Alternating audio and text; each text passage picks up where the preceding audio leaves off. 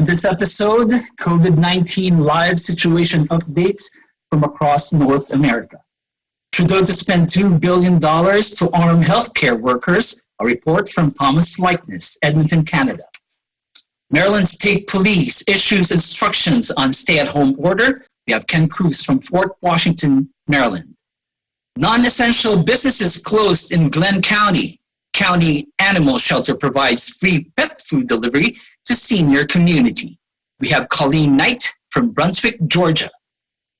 New Yorkers give support for healthcare workers, first responders, grocery and delivery workers. Abigail Dumblao reports from Rochester, New York. COVID-19 cases in New Jersey nears 19,000. El Aguilar from Elizabeth, New Jersey reports. A doctor in Washington state says there's a slight decrease in the number of new COVID-19 patients. Michael Hudson in Everett, Washington reports. Resources available for Nevadans to ease financial burdens during pandemic. We have Lani Valdecantos from Las Vegas, Nevada. California governor launches Stay Home, Save Lives, Check In. We have Angel Membrere from Sacramento, California. Garcetti shuts down all farmers' markets. Safer at home emergency order in Los Angeles, strictly enforced. A report from Paul Warren Menez from Oxnard, California. We also have live video interviews. We have Dr. Angelito de Dios and his wife, Dr. Maria Socorro de Dios, on the challenges of operating a health clinic in this time of a pandemic. And with husband and wife J.R. and Carla Labugan in Gaithersburg, Maryland, who will share with us how to make our own disinfectant cleaner. Plus, a daughter's plea in a time of a pandemic. And a high-intensity circuit workout session with Anne Ray Rayo Tatar in Panorama City, California. You're watching the EBC International coverage of the coronavirus COVID-19 pandemic North America edition. I'm Ace Ramirez, coming to you from Washington, D.C. According to the Coronavirus Resource Center of Johns Hopkins University in Medicine, as of 5 p.m. today, there are a total of 850,583 cases worldwide. This includes 184,183 cases in the U.S. and 8,484 in Canada. Worldwide, there have been 40,654 deaths and 176,714 patients have recovered globally. Now, let's check in with our Eagle News correspondents from across North America. Canada's Prime Minister had his wallet out again during his daily briefing on COVID-19. Eagle News correspondent Thomas I. Likeness has details on that, as well as an update on the numbers in Canada. A message from a health official aimed at young people, how a landlord is using his profits. Tom? Good evening, Ace. Good to see that you're in good health. I see you're working solo tonight. I guess we all are now. Yes, I am.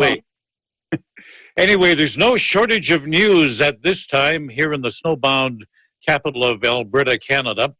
As Canada continues to wage war against COVID-19, though, Prime Minister Justin Trudeau dug deep into that government wallet again today, pulled out about $2 billion.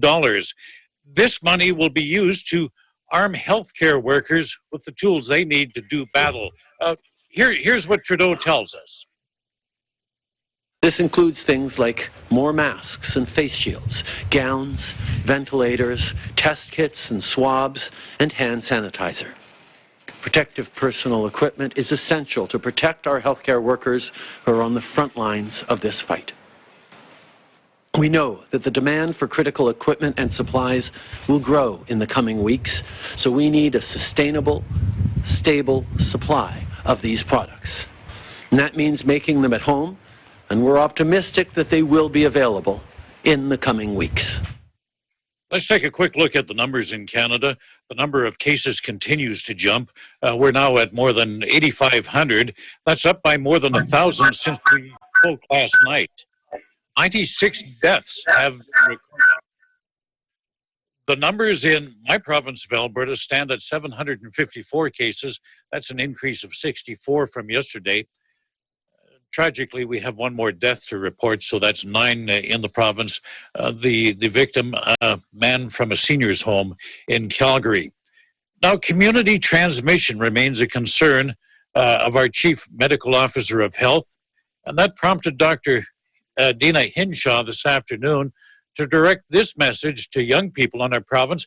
But I think it not only applies to them, not only applies to Alberta, but I think it's a message that that would ring true worldwide. Here's Dr. Hinshaw. My message for younger people would be that even if you don't have a chronic health condition, you need to make sure that you're protecting yourself against COVID-19, because even if you yourself have a mild illness, you could spread that disease to others, and continue to be a part of having disease spread in your community could be a link to having other people who get severe illness. So the important thing is to follow the recommendations about social distancing. Staying home when sick is critical, even with mild illness, and knowing that it's not just for yourself, but for those around you that you're doing those things. So again, the message, be responsible, practice social distancing. Do any of you still get snail mail? I see a couple of hands up there. Well, this is the message from the Postal Workers of Canada. The people who deliver mail in Canada are asking Canadians to disinfect their mailboxes, along with the handrails and doorknobs at the front door there. And they say this will keep letter carriers safe. Apparently 4 postal workers so far have tested positive for COVID-19. The Postal Workers Union doesn't want to take any chances. No indication of whether those infections were job-related, though. Now, this story here really warms my heart. We keep hearing about people helping out those more severely affected by the pandemic, and this one caught my attention. I want to salute this landlord in Toronto. We'll leave him nameless, but he says he's not charging his tenants rent next month because of the financial situation. But what really warmed my heart about his message was the way he put it. First of all, he said he's prepared to continue this through to July if necessary. He says the money from his rent is better left in the hands of his tenants than in his bank account, at least at this time. And he's urging other landlords to follow his lead. I like the way he put it. These are his words. Everyone with a profit out there ought to figure out a way to use it to help other people. What a great message. We should all be good stewards of our blessings. As always, I wish you good health. Take care of others. Take care of yourselves. And stay safe. And stay tuned to Eagle News for accurate and balanced coverage of the COVID-19 pandemic. Oh, and don't leave us just yet. We got a whole lot of stuff coming up. A couple of things that caught my attention when Ace was going through the headlines here. The doctor and his wife, who's also a doctor, talking about running their clinic during the pandemic. I want to hear this daughter's plea to how we handle difficult times. And of course, the recipe for disinfectant cleaner and some fitness tips. I definitely need those because I've been watching too many cooking videos here and I'm gaining weight again. Anyway, in Edmonton, Thomas I. Likeness, Eagle News, we live in interesting times. Thanks for the summary, Tom. Let's go back to your $2 billion help from the Canadian government. Yes. It's allotted for services and supplies. The question Services? Yeah. Yes, go ahead. Just like in the U.S., are the supplies available? There's this big problem in the U.S. There's the money, we have the money, but there's no supplies available from anywhere. Well, what's happened in Canada, and a number of companies have ramped up to do this, is the government initially gave them some money to retool their factories so they could start making stuff to fight the pandemic instead of the regular products they were making. So the factories are apparently ready to go, and he figures this stuff should be rolling out within weeks. That's good to know. Maybe the U.S. will ask for some assistance from Canada in the near future. Always willing to help. That's what I meant. Thank you so much, Tom. Thank you. I like that message too, kindness in this time of crisis. Sharing the profit instead of, putting it in your personal pocket. Moving on. Maryland State Police issues instructions on stay-at-home order. Eagle News correspondent Ken Cruz reports in Fort Washington, Maryland. Ken. Thanks, Ace. As reported in our broadcast yesterday, the entire DMV, or Washington, D.C., Maryland, and Virginia area are under a stay-at-home order.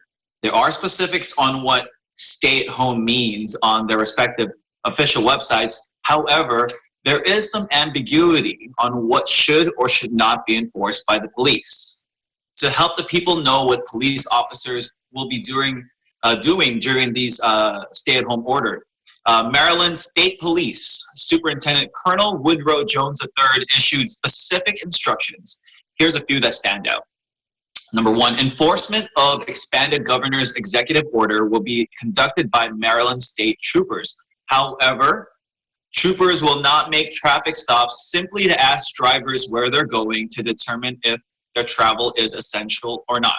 I think this was like the number one issue that a lot of people had, is that they're kind of scared if a police officer is just going to be waiting to see if people are going to and from places. That's not the case. Next, number two, while it's not necessary for drivers in Maryland to have documentation about the purpose of travel, having such documentation may help resolve questions. I know that some employers are providing essential notes that say they're essential employees, and these employees have these in their car just in case.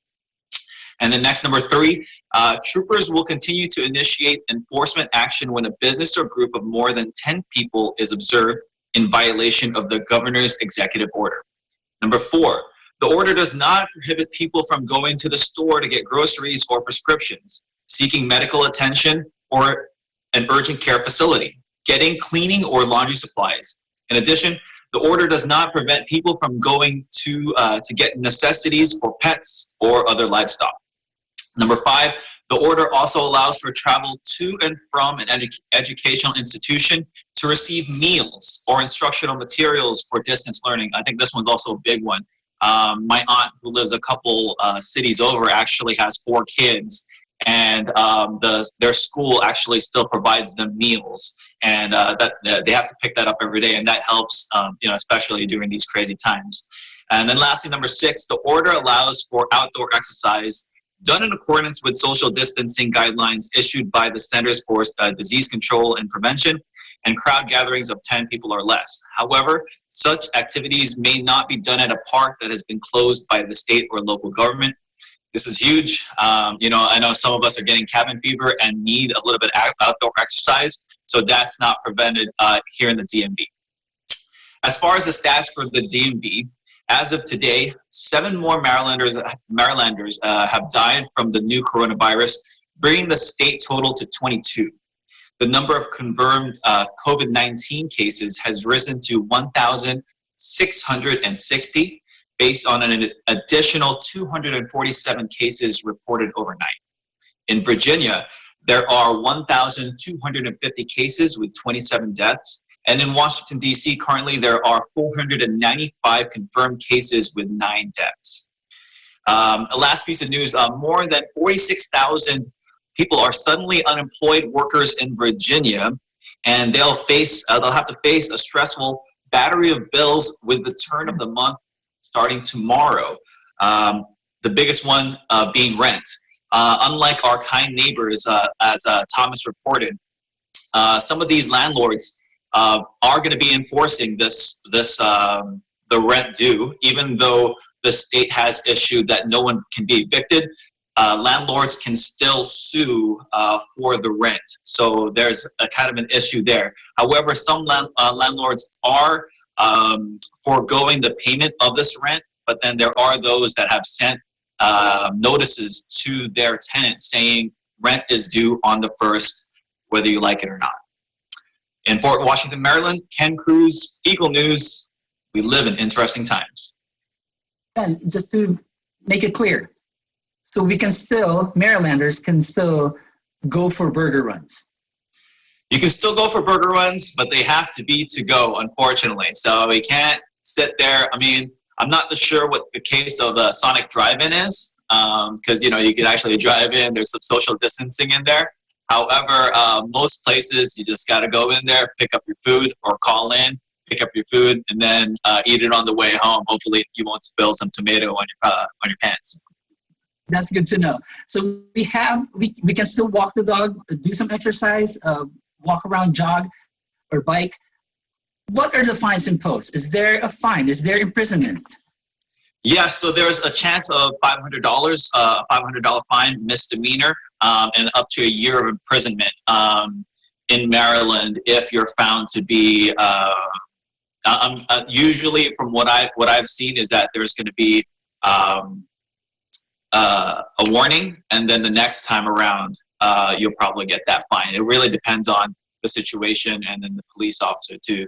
I know some churches actually have reported that they're still going to be trying to do their worship services in Baltimore. I read a story on that, but I mean they're playing a dangerous game, and so in other states they're already getting arrested for trying to have these gatherings, and it's kind of a strange time.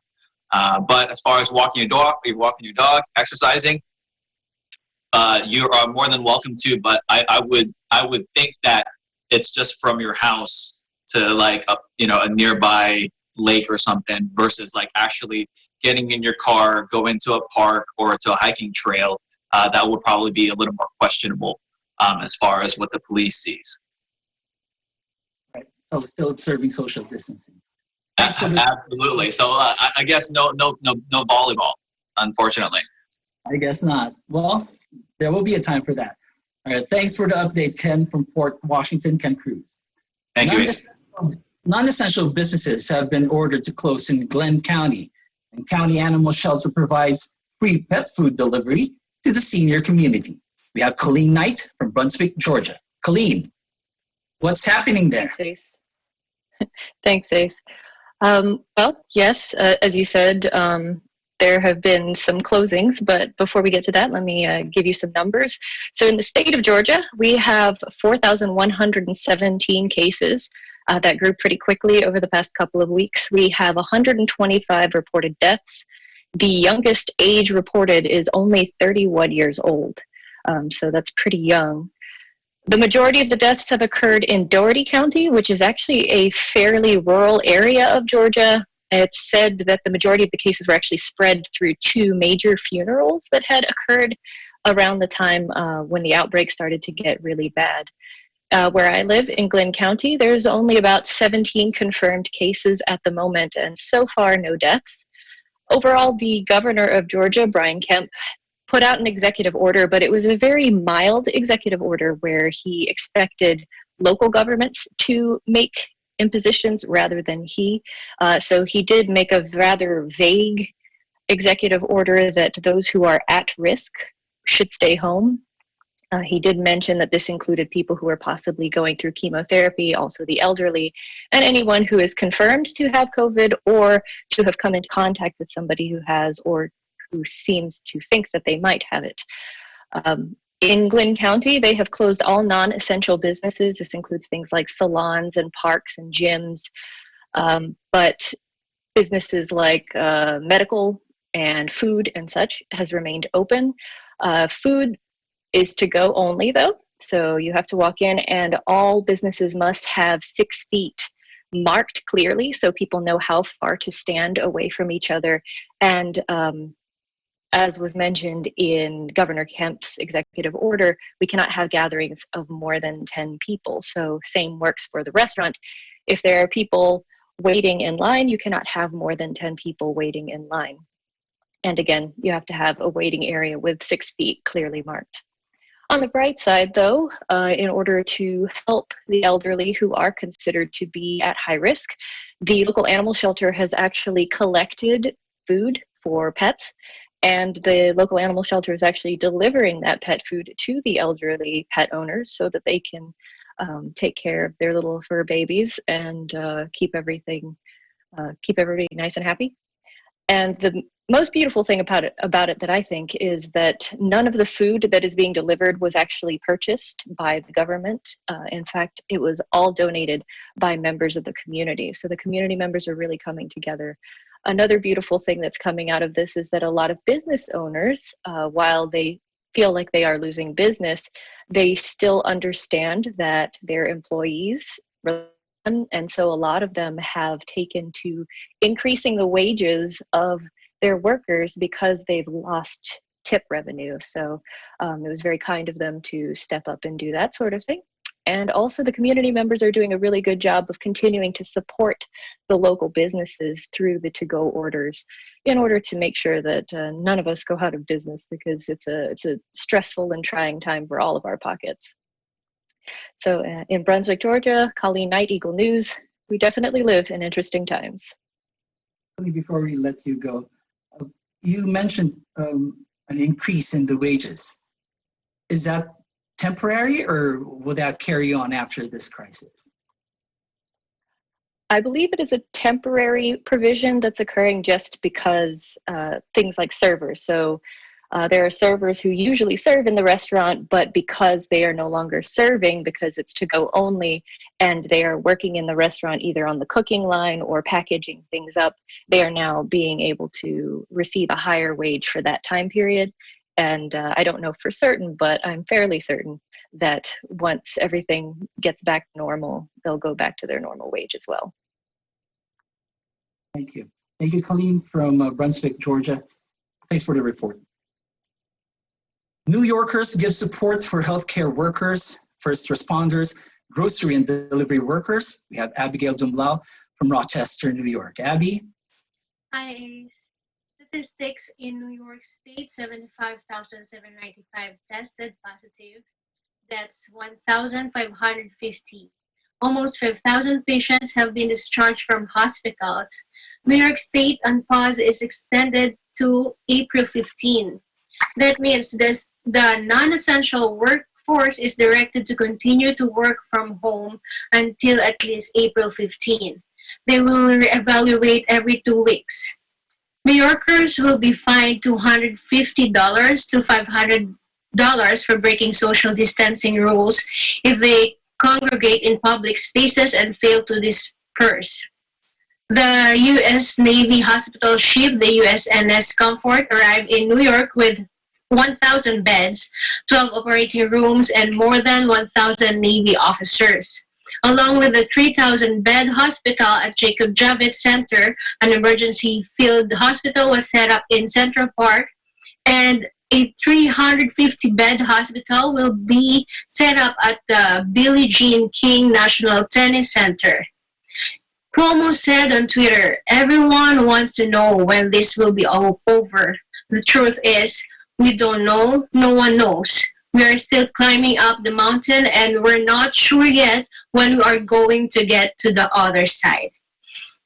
On a positive note, at 7 p.m. every evening, New Yorkers have been clapping in support of their healthcare workers, first responders, grocery and delivery workers, and other employees who have been taking care of the rest of us. In Rochester, New York, Abigail Dumlau, Eagle News, we live in interesting times. I'm wondering, you know, the typical picture of New York, Times Square, where people is like shoulder to shoulder, heading towards each other. Is that still the same, or can you give us a picture? Draw it in our mind. How does it look now in Times Square? Have you been there lately? Actually, I haven't been going out from our home right now. What can I observe in Rochester? Last time I went out is people like they are distancing from each other, like 2 meters away from each other, and some restaurants are closed. That's what I observe here in our city Rochester City right now. So it's really social distancing. Yes. You observe not only in Rochester, all over the and actually all over the world probably. Well, thank you very much for the report, Abby. Thank you, Ace. Abigail Dumlao from Rochester, New York. COVID-19 cases in New Jersey nears 19,000, tailing New York 75,000. We have El Aguilar from Elizabeth, New Jersey. El. Hi, Ace. It is Tuesday, 10:27 in the evening here in the U.S. New Jersey remains the second in the U.S. with statewide total number of COVID-19 positive cases to 18,696. New Jersey Governor Phil Murphy announced in this daily briefing that 2,100 more cases were 2,100 cases were just discovered today. He also announced 69 additional deaths, bringing the statewide death to 267. So far, 45,000 New Jerseyans have been tested. 25,000 have tested negative. That's a good number, meaning 40% have tested positive. Remember, the state is testing only those with symptoms: fever, shortness of breath, sore throat. So those without those symptoms, you don't have to go to the testing centers to be tested, because we're also running out of testing kits. Now, in a sweeping effort to stop the spread of COVID-19, Mayor Russ Barack of Newark, one of the largest cities in New Jersey, announced a strict citywide shelter-in-place restriction this week. And as a result, Newark police shut down 15 non-essential businesses, ticketed 161 people in one night for coronavirus lockdown violations. And according to the state police, this is just the beginning if residents continue to ignore the stay-at-home order.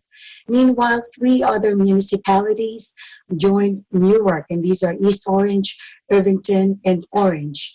They announced a series of new measures to slow down, if not stop the spread of COVID-19. The plan is divided into 4 operations. First is the Operation Lockdown. And starting today, the 4 municipalities will jointly enforce complete lockdowns in their communities for 7 days. Now, on April 7th, the cities will reevaluate the situation, see if it's working or not, see how effective this complete lockdown. Until then, non-essential and non-emergency travel is barred on the streets of these communities. Now, joint police units will patrol borders and other points.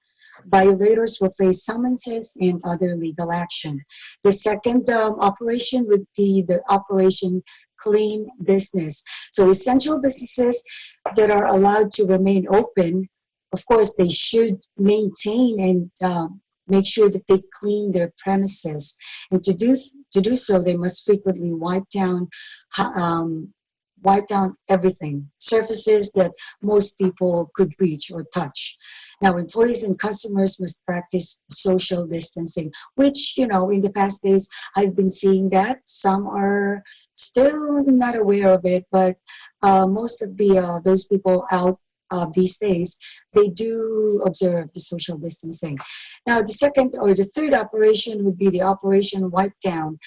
Owners of senior citizen centers, complexes, they must sanitize public areas, including those touch points, such as the mailboxes, elevators, doorknobs, and countertops 3 times a day with disinfectant. The owners must sign compliance statements saying that they have adhered to the order. Otherwise, they will be fined. The last operation would be the Operation Mobile Wellness Checks. So the cops will be conducting mobile patrols. They'll be driving around the communities and making sure that people are practicing social distancing and enforcing Governor Phil Murphy's executive order, which is, of course, the curfew. They must observe that, and also the essential and non-essential establishments that are supposed to be open and not. Okay, so any violators of the said operations will be ticketed and may face legal action. So that's our update for today in New Jersey. El Aguilar for Eagle News. We live in interesting times. Thank you so much, El. You reported it, you heard it. So stay home. It's a lockdown. So lay low on the karaoke, okay? I'm trying, but I'm essential. Essential singer. All Oh, right, thank you. yeah. A doctor from the University of Washington says there's a slight decrease in the number of new COVID-19 patients. Eagle News correspondent Michael Hudson with the details. Mike. Hey, Ace, hope you're doing well tonight. So just wanted to give you a brief update about what's going on here in the state of Washington. So day 8 of the stay-at-home order, current numbers are 5,300 positive cases and 222 deaths. So according to a doctor from the University of Washington, he's the chair of the surgery department, the medicine surgery department, he basically said that the number of new COVID-19 patients has decreased since we started the stay-at-home order, which is a great sign. In addition to that, the number of hospitalization patients in hospitals statewide has gone down 20%. So as they say, the proof is in the pudding. Meaning that what we're doing is helping the cause. Staying home, continuing to perform social distancing, and just not going to various places is really helping our numbers. But that's no excuse for us to become complacent and being like, oh, hey, okay, I'm going to start going to the park now. I'm going to start going to various places and spots. No, that's not the answer. So we have to continue to stay on this track to continue to improve the numbers. So if I can mention also when it comes to the small businesses. So as we all know, all of us have talked about it, all the various places in the United States and even the world, the businesses are suffering. That's one of the key things. And I think we're all in agreement that the small to medium-sized businesses are the backbone of the economy. So a lot of them are suffering right now. I talked to a business owner today who owns a construction company. He had to fire his entire staff of 12 people today. So he wasn't in good spirits. There's also an owner of a food truck that I spoke to downtown who looked at his numbers, and he was 89% down from last week. So a lot of these businesses are suffering. So one of the good things that's happening in the state is that Amazon, which is, I think everybody know who Amazon is, they're starting a small business and relief fund. They donated $5 million of their own money, and they've raised $6.2 million thus far. So a total of $11 million, and they're solely dedicating those funds to all the businesses with 50 employees or less. So it's really refreshing to see, as prominent as a business as Amazon, understand how important it is to keep these small businesses running and to continue to lend a helping hand to those in need. So that's our update for tonight. Seattle, Washington, Michael Hudson, Eagle News. We live in interesting times. Thank you so much, Mike. You mentioned Amazon assisting the small businesses. Absolutely. That's a big help, actually, and to the not only to the small business but to the economy. Delivery is making a killing. What can you say about these small businesses? Is there a requirement for them to be able to avail of this help from Amazon? That's a really good question. And, the two core components is going to be they need 50 employees or less, and then also 7 million in sales or less per year. So those are kind of the two core requirements they're looking at. There's other variables that go into play as well, but that's going to be vary by every applicant that goes through the program. Just for Washington. It's focused primarily on the state right now. Thank you so much, Mike, from Seattle, Washington. Thanks. There are resources for Nevadans to ease their financial burdens during the pandemic. Lani Valdecantos from Las Vegas has a detail. Lani? Considering the circumstances, Nevada is managing mainly well due to the continuous communication from our local and state officials. We are on day 13 of the mandatory shutdown of all non-essential businesses, and it's really crippled the wages of most of our residents. Recently, Governor Sisolak put into effect a declaration of emergency to facilitate the state's financial condition to the COVID-19 pandemic. Let's listen in.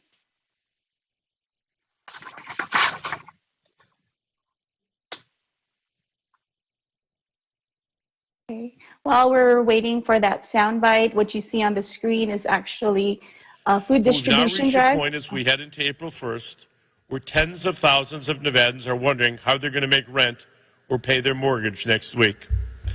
These are good, hard-working people who are just looking for one of the most basic and essential necessities, a roof over their head.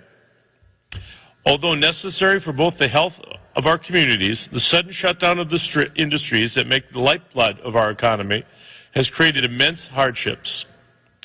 Many proud Nevadans who want nothing more than a steady job to provide for themselves and their families have lost one or more incomes in the blink of an eye. That's why, in this unprecedented time, I've decided to sign an emergency directive, putting a moratorium on all evictions in the state of Nevada. This directive will be in effect through the duration of the state of emergency. This is not the time to put people out on the streets. This put a temporary ban of the eviction of residential and commercial occupants. But just to be clear, this is not a pass for free rent. All occupants will be fully responsible for their rents and mortgages after this pandemic. Moving on to the next basic necessity, which is food. With the continuous closures of schools, the necessity of food is really a struggle, where 1 in 5 children are briefly struggling with food necessities. So I briefly visited a food distribution site where you see they are doing a drive-up method. They're still practicing social distancing and distributing food packages to residents. You can also see that the continuous struggle of food necessity is a struggle here in Nevada, where there's lines of people still struggling. So we continue to encourage Nevadans to look out for other resources, such as the federally funded food stamp program, which is backed with, while you're waiting for your unemployment claims, then food stamps is also an option offered to residents. So just to give you an idea, a family of 4 can receive up to $646 in food stamp benefits per month, while a household of 1 can also receive a maximum benefit of $194 in benefits. So with this, the struggle continues, but we are confident with the programs and enforcements that our government is putting into force. And with this, the state continues to be resilient in everything that we're doing. We're continuously working together as a community, providing all the necessities that we need for our community. Just to give you an idea, the Las Vegas Strip is closed, but some of the hotels, such as the Eiffel Tower at the Paris Hotel, does light up every 15 minutes of the evening to show and recognize our support for our frontliners. So you'll see that in a clip in a little bit. But also, oh, there it is. The Eiffel Tower at the Paris Hotel lights up, as well as the Sisters Hotels, Wynn, and the Encore have displayed Vegas Strong and a big heart sign to display and provide hope to our residents. So we're hoping that with all of these collaborated efforts of our community, Nevadan residents will continue to, get through this pandemic. Just to give you some numbers, as for our recent numbers, our updates, we have 11,000 tests that have been performed with 869 positive cases, with reported of 23 deaths. So in Las Vegas, Lani Valdecantos for Eagle News, We live in interesting times. Thank you so much, Lani Valdecantos, from reporting from Las Vegas. California governor launches Stay Home, Save Lives, Check In. Angel Membrera reports in Sacramento, California. Thank you, Ace. Yes, launched today, the Office of the Governor of California launched the campaign Stay Home, Save Lives, and Check In. So this campaign was launched to look out for the health and well-being of the older Californians. So people are asked to check in on at least 5 in their community and just to see how they're doing. So even though we're social distancing, we're reminded that we can still check in on our family, friends, and neighbors. And this can be easily done with a call, text, or knocking at their door from a safe distance, just to make sure they have everything they need. So some updates on statistics in Sacramento. The number of cases, positive cases, has increased to 224 and unfortunately 7 deaths. But for the state of California as a whole, there has been a dramatic increase just in the past day. So yesterday, there was about 7,200 positive cases. And today, that number has jumped up by 1,000 to 8,254. So that's over 1,000 case increase in just a day. But that's mainly due to the availability of testing. So more testing has become available in communities across California. So they're expecting that more numbers, or the numbers will continue to increase as more testing becomes available. And in other news, the teddy bear hunt. So I'm not sure if you guys have seen, but trending on social media, there's a teddy bear hunt going around inspired by We're Going on a Bear Hunt. So people in their communities are putting stuffed animal bears on their porches or in their windows to give children a fun activity to do so they could walk in their neighborhood and count how many bears they see. And in our neighborhood specifically, one of our neighbors took it a step further, and he asked the residents here if they could add a picture of a red cross next to the bear. And this is to recognize the medical professionals who are still hard at work. So I thought that was a really cool idea. So we got to participate here in the bear hunt. And then speaking of healthcare professionals, there is a duo, a mother and daughter here in a nearby community, Carmen and Christina. They both work in hospitals where patients have tested positive. They're not able to join us tonight because they're very hard at work right now. But we have some words of encouragement from Christina. She says, "Hello, everyone. I know the current conditions of the world are frightening, and it's okay to be afraid. But when I find myself feeling overwhelmed and anxious, I take the time to engage in something that I find relaxing and therapeutic. Most importantly, I remember to pray to God and ask for strength and peace because He is our greatest healer. Stay strong and take care of yourselves. We will get through this." In Sacramento, California, Angel Membrera, Eagle News, we live in interesting times. Thanks for the message, Angel. From Sacramento, California, Angel Membrera. Garcetti shuts down all farmers markets. Safer at home emergency order in LA strictly enforced. We have Paul Warren Menez from Oxnard, California. Paul, what's happening there? Thanks, Ace.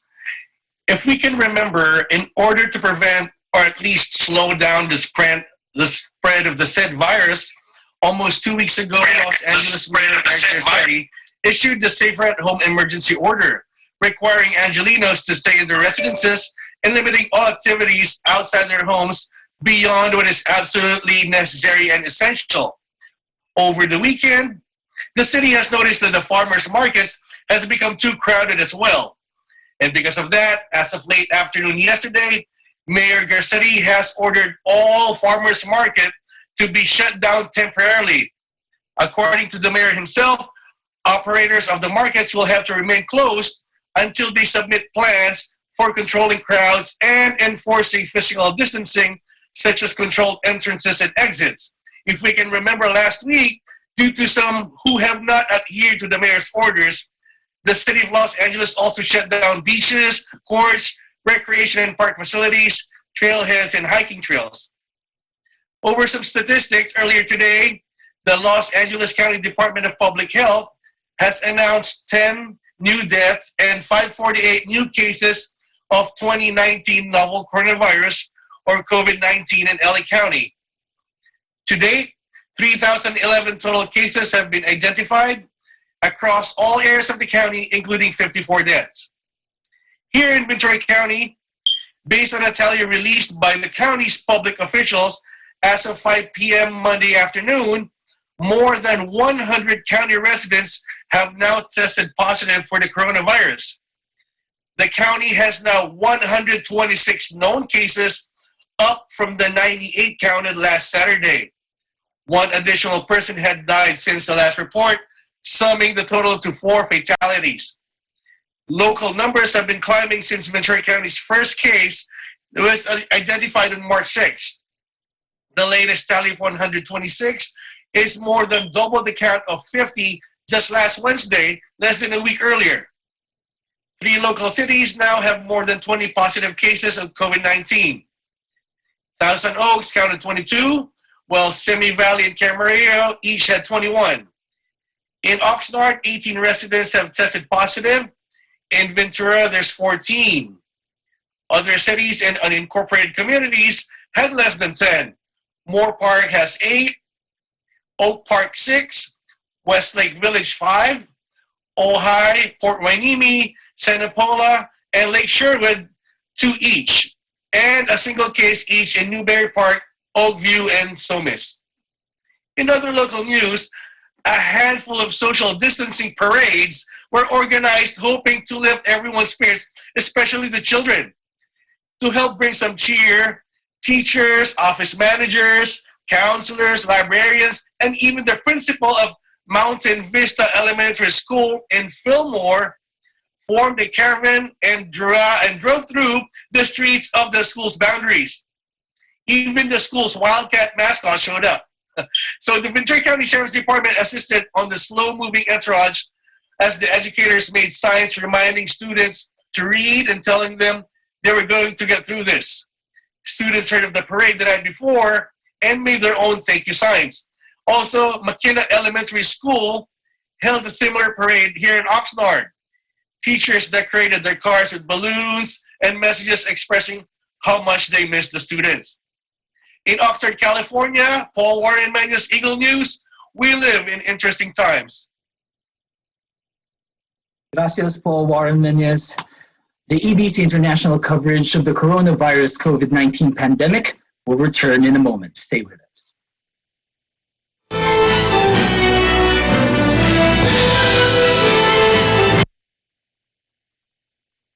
COVID-19 is an infectious disease caused by a new coronavirus introduced to humans for the first time.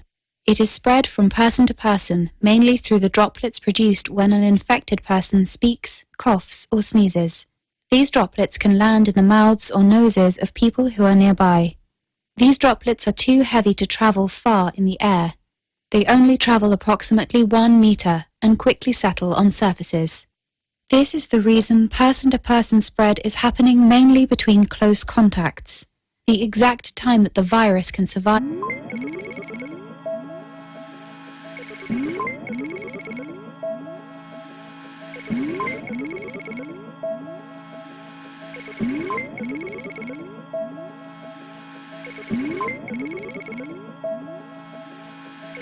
since contaminated hands can transfer the virus from the surface to yourself.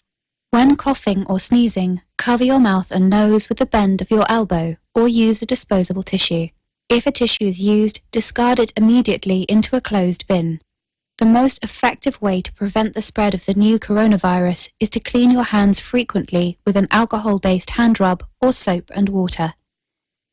This will eliminate the virus if it is on your hands. Stay healthy and prevent the spread of COVID-19. In Good Shape, your weekly health show on DW that covers many aspects of healthcare. We look at what's new in medical treatment, nutrition, fitness, and beauty. We discuss these topics in depth with specialists.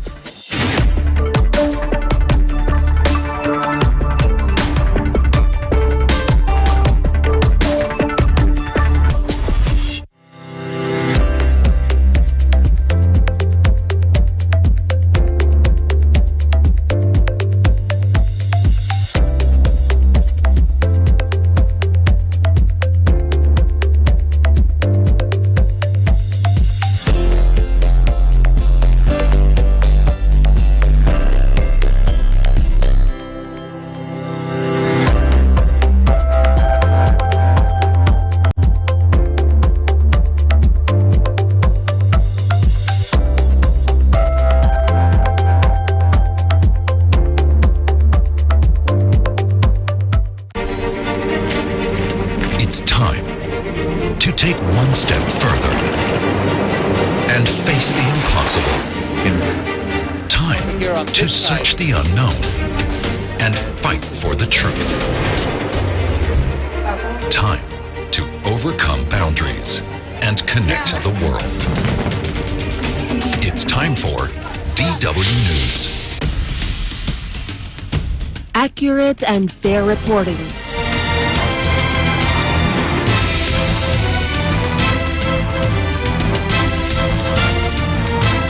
Not only from Batanes to Tawi-Tawi, but also abroad. Detailed and timely stories relevant to people all over the world. Catch all of these at Net25, your reliable source of news, entertainment, and technology updates.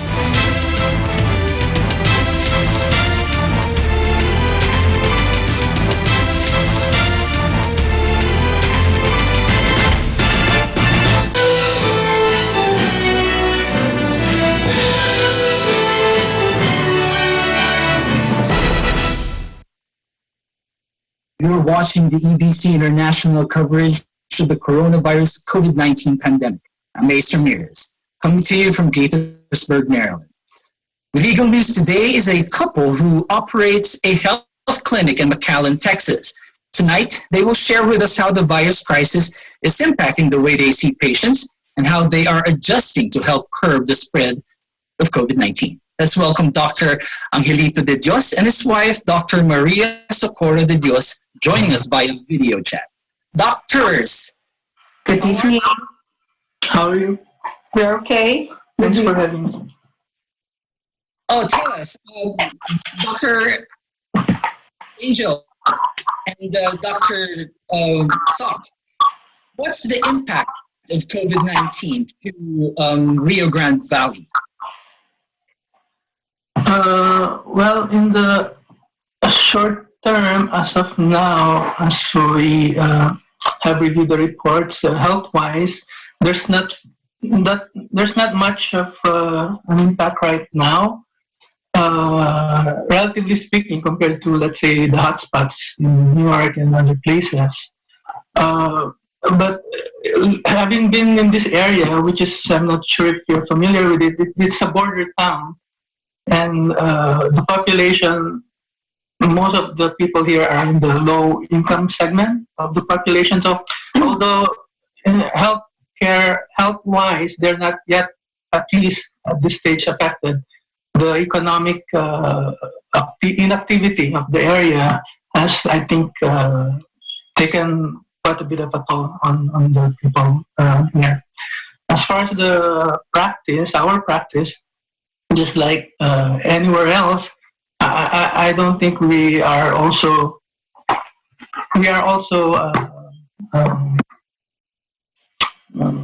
exempted from the effect of this outbreak of this virus.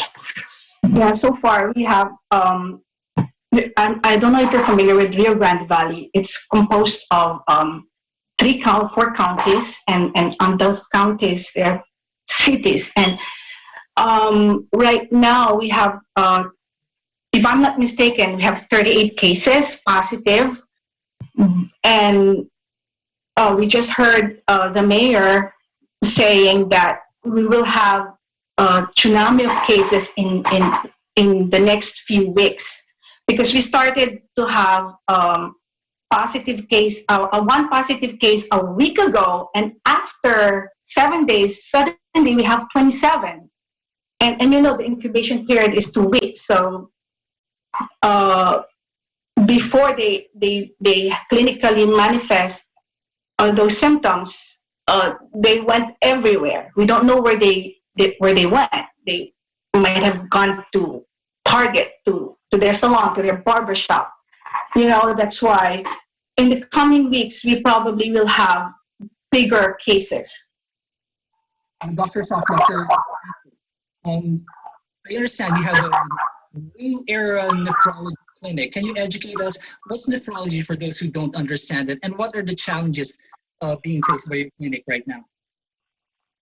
Well, like you said, my practice is in nephrology. It's a branch of medicine that deals with kidney problems.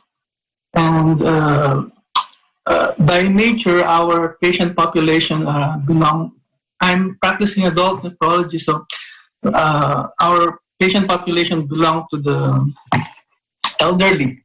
So by nature, they are considered as high risk to different health-related insults, including this infectious outbreak, this pandemic that we have right now.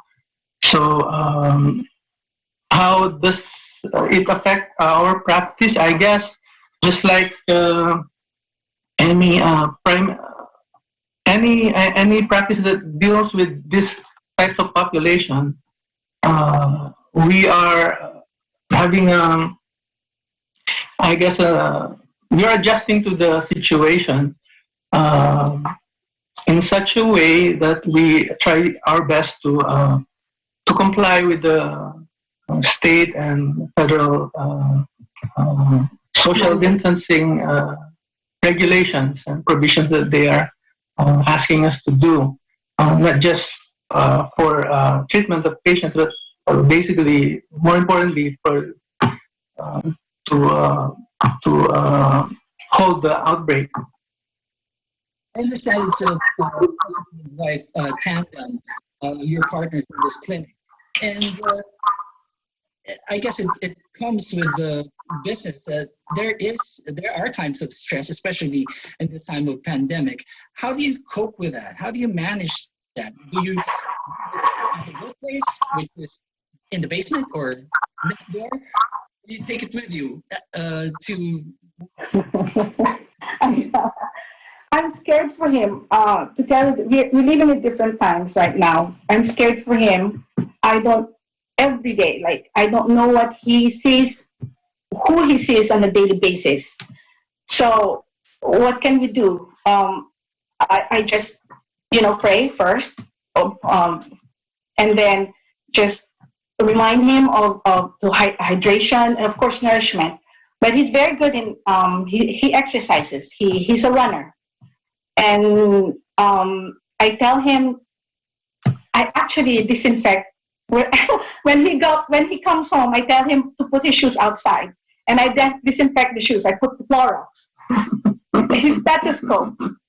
He doesn't even know it, but I go to the car and I stethoscope the car. I put Clorox in the car. I spray it. I have a box of his stuff that came from the hospital. We have to be careful to protect my family, to protect me. That's why before he goes inside, I see to it that I disinfect him like this. I put Clorox on all his stuff. That's how it is. And he's very good at lighting things up. Yes. And in a different way. And, how long have you been married? I'm sorry. How long have you been married? 23 years. 22 years. 22 years. We are that old.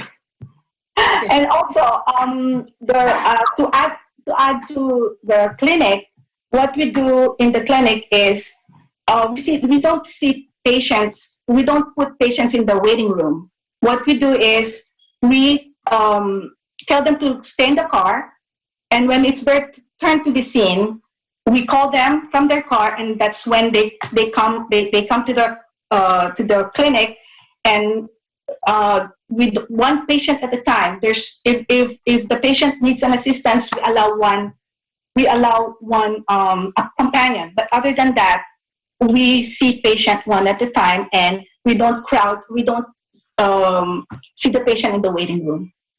There you go. Social distancing as well. Of course. Of course, we have fear. Fear for ourselves, for our loved ones. Patients have fear. Everyone has fear. How do you manage? What is your message to the general public? What can you tell them? What do you have to say about this? Well, regarding this current pandemics, I guess fear stems a lot from being not properly informed. So I guess number one is educate yourself and get informed properly, and try your best to adhere to the recommendations of the authorities, because this is not just for us individually, but it's a public health issue. And a lot of times we forget about the economic long-term effects of this. And by thinking about those and thinking about our loved ones, I guess that helps in alleviating our fears. And obviously, of course, we don't forget that there's someone up there who's seeing all this. And probably in due time, we might not understand all this right now, but in due time we will. So I think remembering that all the time helps in dealing with all these so-called fears, which we all have. I'm sure. So yeah, and so we urge everyone to practice personal prevention to alleviate the spread of COVID-19. Please stay home, and together we can flatten the curve. Thank you for joining us tonight, Dr. Angelita de Dios and Dr. Maria Socorro de Dios. Thank you. Thanks for having us. COVID-19 is undeniably changing the way we interact, not just with other people, but even with those dear to us. Tonight, we will hear from a daughter in New Jersey about how she's dealing with the pandemic, how it is taking a toll on what used to be her normal life, and how she plans to attack the enemy. Let's take a look. I don't know about you, but in this time of self-quarantine, social and physical distancing, I'm not as concerned about myself. I'm more concerned about my 80-year-old mother. She is feisty, but something I'm thankful to God for is at her age, she's healthy. She has no maintenance, medication whatsoever. All she needs is to have an apple every morning with her cup of coffee. That's her secret. Mom Elvie, or Guama Elvie as my nieces and nephews call her, loves to cook and bake her signature banana bread. She moves around the house all day. Even when she watches TV, she does simple stretches and exercises. And in between TV shows, she takes care of her mini indoor garden. She just wouldn't stay still. No one can tell her to not do anything, because she will find a way. I like seeing her active and strong. That's how I know she's not sick or feeling under the weather. To this day, she's running the house. On weekends or whenever I get the chance, we will go for a ride, just for her to get some fresh air. That's also our mother and daughter bonding. These days, however, everything is uncertain because we don't know what lies ahead in this public health emergency. When COVID-19 pandemic happened, I made sure Mom understood a lot of things will change at home. First, her age is considered a higher risk to contract the virus, so she's not allowed to go out for the time being. For me, I still have to work and run errands. I explained to her that whenever I am home, we both have to wear masks and keep our distance. It's very important, at least 6 feet away from each other. This means we have to eat separately, watch TV separately, talk to each other from a distance, pretty much do things in different rooms in the house. If I see her in the kitchen, I let her finish what she's doing before I could even proceed to do something for myself. At times, she forgets, and so I will remind her. With our mother-daughter rituals of hellos and goodbyes, every day I leave her and every time I come home, there is something amiss. I miss hugging and kissing her. I miss the tap on the back and the scratches that we give each other whenever we hug. I miss holding her and bugging her. She's so close, yet so far. No matter how much I'd like to hold her, I have to stop and remind myself, it's not healthy to do that right now. Staying away from her is for the best right now. Our lives changed dramatically because of COVID-19. I need not go out to see the change. It's right in front of me. My mom and I are somewhat strangers in our home. Look around you. What do you see? How are you affected? How is your family affected? Whether we like it or not, we have a responsibility to make sure our parents, our children, our friends are safe, no matter how inconvenient social or physical distancing is. We have to observe it. More than likely, it will take a while before our lives return to normal. For now, we need to sacrifice and endure to make sure that we and our loved ones are safe and protected. Amidst all this, I will not lose hope. I will stay positive, I will keep the faith, and praying every moment I get makes everything bearable.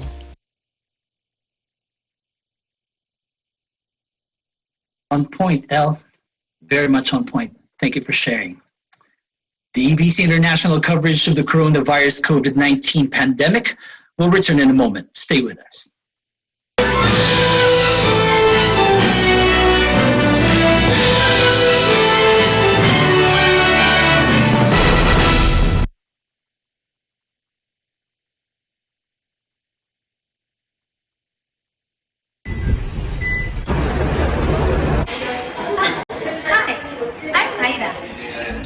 Ida came back from her trip in Wuhan, China.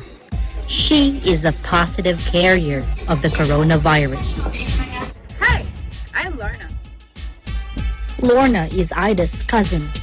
She can be a family member, a friend, a relative, a colleague, or anything related to Ida.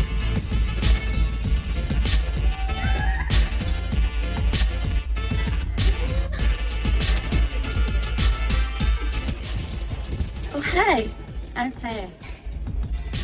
Faye is not related to Ida. They don't know each other. She can be a stranger Ida meets on the train, in the supermarket, movie house, or in any public place.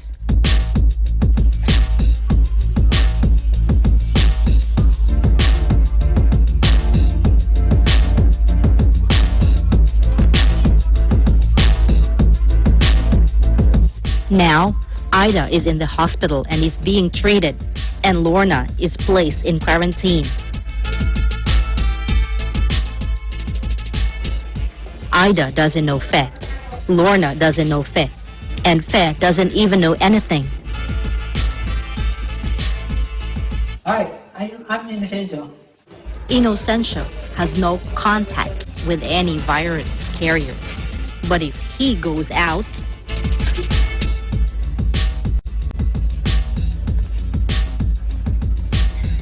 it takes at least 14 days for the symptoms to show on Faye. This is the purpose of a community quarantine or lockdown, to give time for the healthcare professionals to find Faye and all those she had close contact with, and to keep Innocencio from contracting the virus. Let's stop the spread of the COVID-19. We salute all our frontliners and healthcare workers. We are with you in this fight against COVID-19. I am Tyronel Pilyulu from EBC Japan Bureau, because we live in interesting times.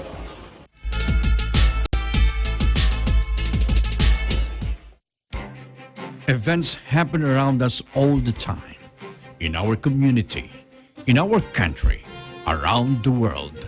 Events that affect people, move communities, or simply inspire us.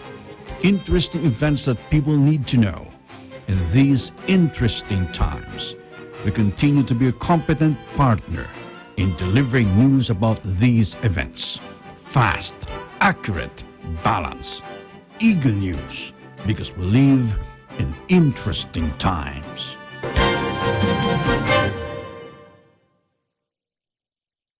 Innovation, digital disruption, globalization. Startups, micro, small, and medium enterprises, as well as large corporations, all face interesting challenges in the market today. Peek into the world of exciting opportunities and partnerships to drive growth with the latest business news and information. We are open for business. Join the conversations to create a more vibrant environment for entrepreneurship. Catch Open for Business every Saturday from 5 to 6 p.m. Open for Business, from vision to action.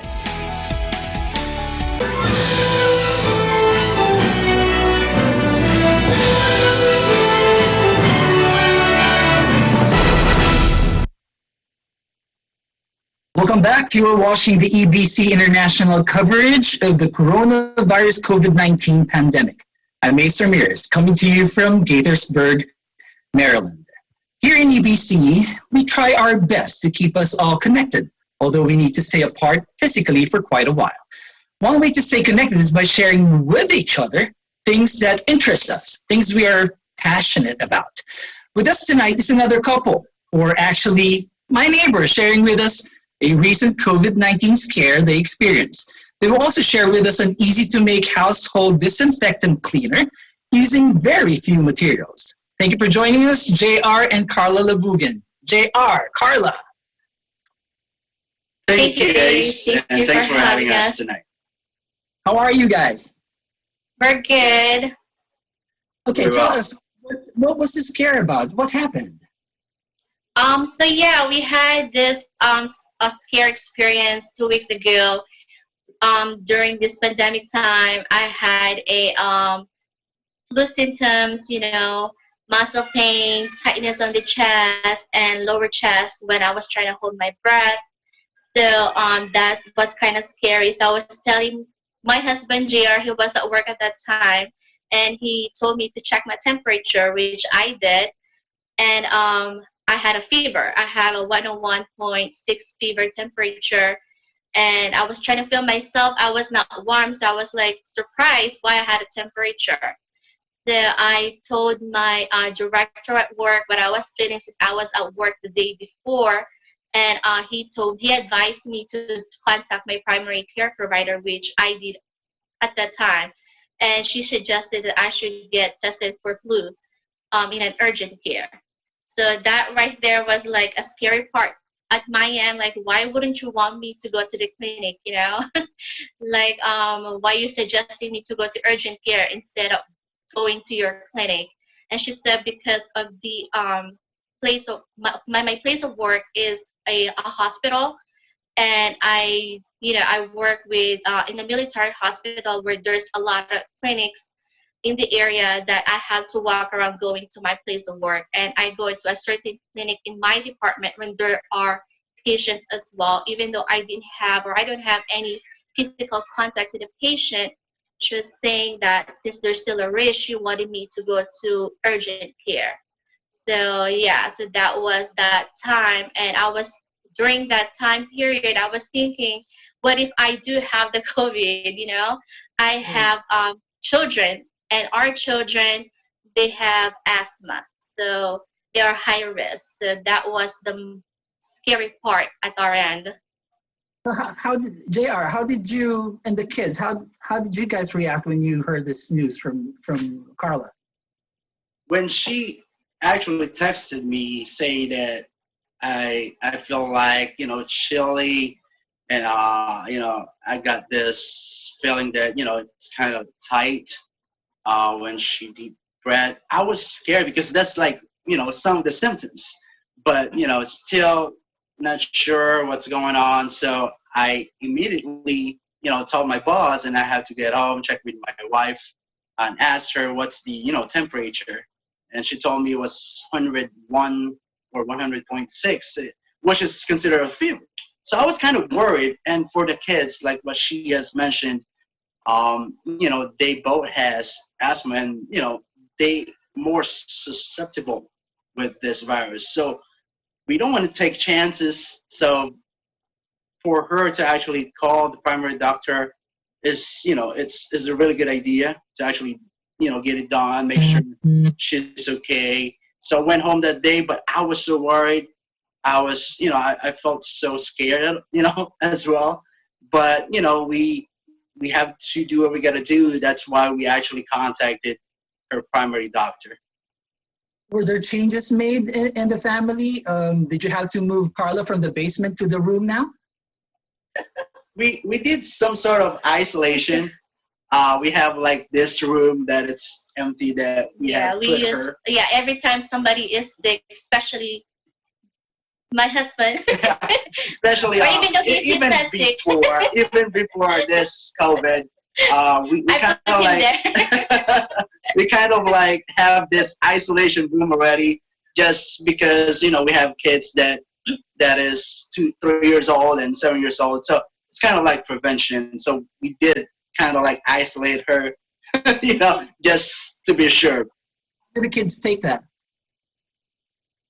What's that? Come again, Ace? How did the kids take that when mommy was isolated?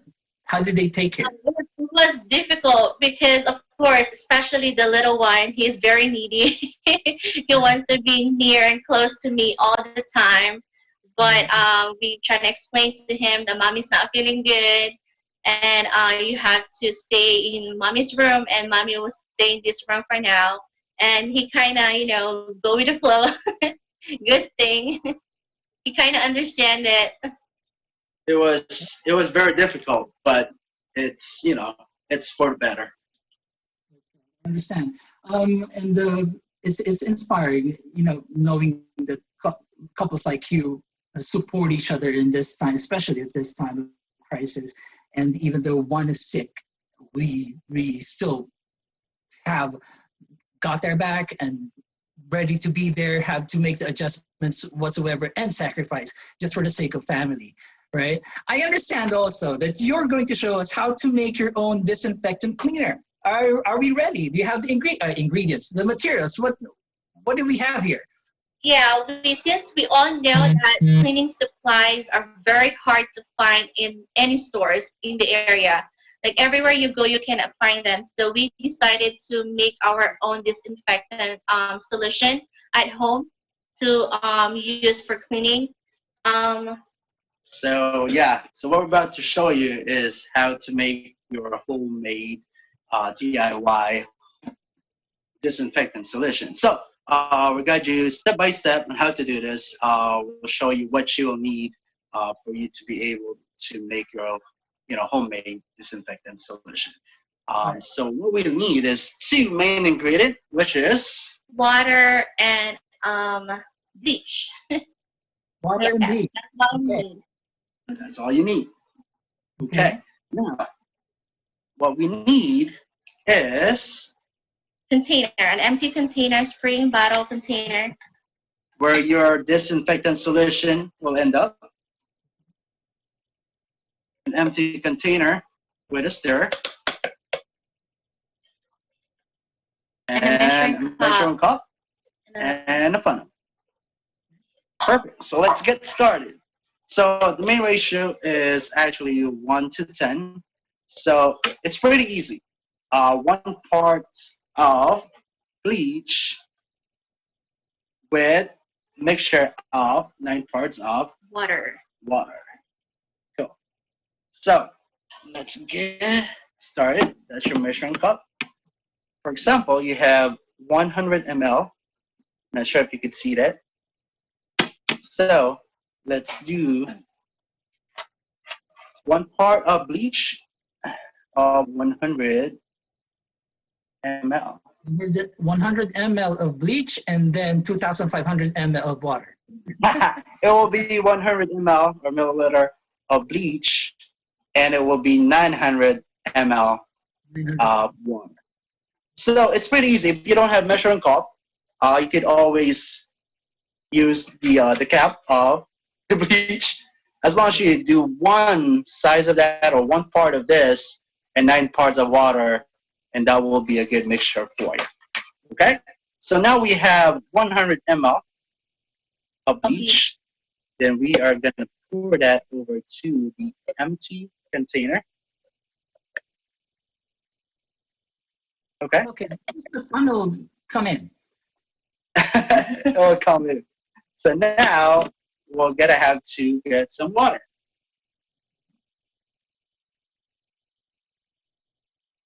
We're talking about hot water, cold water? Tap. Just moderate temperature. All right. That's 500 right there. And another 400. Yep. Should be good. All right. All right. Now you got that. So mix that. Sit for about good 2 minutes. Not 2 minutes. 1 second. Now what you'll need is the spray bottle that's empty with oh, All right, that's my favorite. that's the favorite part of Ace. Now the pouring part. You just pour it in, and it's ready to use. Pretty easy. Right. Pretty You don't easy. need to pour everything. What's the estimate cost? How much is a gallon of Clorox? It's about $5. Right now it's $100. Right. Okay. Since there's nowhere to be found, but a gallon is actually around $8, $8, and water is most likely you can get it from a faucet. So this is our final DIY homemade disinfectant solution, and you could just top it up with the spray. Voila! And now you have your own disinfectant spray. And Carla right here has a label. Yeah, and we have to make sure that we label them. That's right. That's right. So that kids won't. At a labeling machine. Don't mistake it with something else. Because you don't want to spray it, you know, to anybody, mistaking it by, you know, a spray bottle for ironing. You know, it could be anything. That's right. Oh, last question before we let you go. Is there an expiration for this concoction? For this one, I learned this when I was managing a restaurant. Expiration for this is most likely, I would say it would end up, when I was there, it's for about 6 months, if I'm not mistaken. Good to know. Well, thank you very much for sharing with us your household, your homemade cleaner, sanitizer. Thank you very much, JR and Carla. Thank you so guys. much. Have a good night. See you soon. Kisses to the kids, all right? Now that we have an idea on how to make our own household cleaner, let's move on to how we can condition our bodies in our now cleaner homes. EBC friend Anna Ray Rio Tutar in Panorama City, California, will share with us a high-intensity circuit workout to help get or keep us in shape as we comply with the stay-at-home order of our officials. Let's take a look. Are you missing the gym and looking for a full body workout? Push-up challenges have become a trend on Instagram, but can only do so much and targets only one muscle group. So I put together a quick 15-20 minute high-intensity circuit workout that can be done right in your living room. Watch it now and challenge your friends to stay fit while staying home. Next, I'll be showing you the exercises that we'll be doing in this workout. Now, the first move of our circuit is going to be the standard push-up. And when you do your push-ups, make sure your core is tight, and when you go down and up, it's controlled. And if that's too difficult, you can do the modified version with your knees on the ground. Now, instead of doing regular push-ups, and you're looking for a challenge, you can try these explosive push-ups. Now, the next move of our circuit is going to work our legs. Next, we're going to be doing some jump squats. Make sure you swing your arms back when you squat and swing up as you jump up. And we have our modified version if that's too hard for you. You can just perform a regular body weight squat. Make sure your feet are shoulder length apart and you go down as far as you can. Now, if you want a challenge, you can work on your explosiveness by doing these half burpees. After those, we're going to be working on our core with some mountain climbers. Make sure you quickly alternate your legs and make sure your knees go as far as your waist. Now for the modified version, to make it easier, you can just simply slow it down. To make it more challenging, you can try these in and outs. After showing you the moves, it's time to put them together. Our workout will look like something like this. Next, we'll be showing you a demonstration or sample of how the workout will be.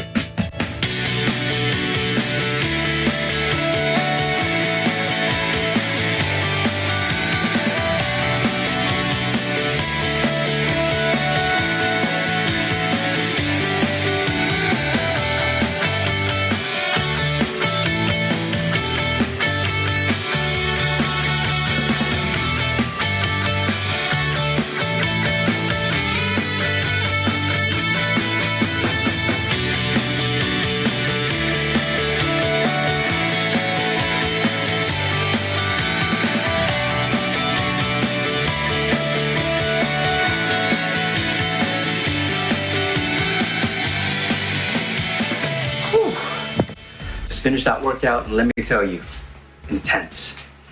So, to those watching, whenever you try this workout, make sure you go at your own pace, drink plenty of water, and afterwards, make sure you stretch. I hope you enjoyed this workout. This is Honor Rio Tutar, Eagle News. We live in interesting times. Thank you so much for that workout, Anne-Ray. A few reminders before we end today. Wash your hands often with soap and water. Cover your mouth and nose while sneezing or coughing. Avoid touching your eyes, nose, and mouth. Avoid contact with sick people. If you are sick, stay home and call your healthcare provider. Practice social distancing. Keep distance between yourself and others and avoid crowds. That is today's EBC International coverage of the coronavirus pandemic, North America edition. Thank you for joining us. I'm Ace Ramirez. We live in interesting times.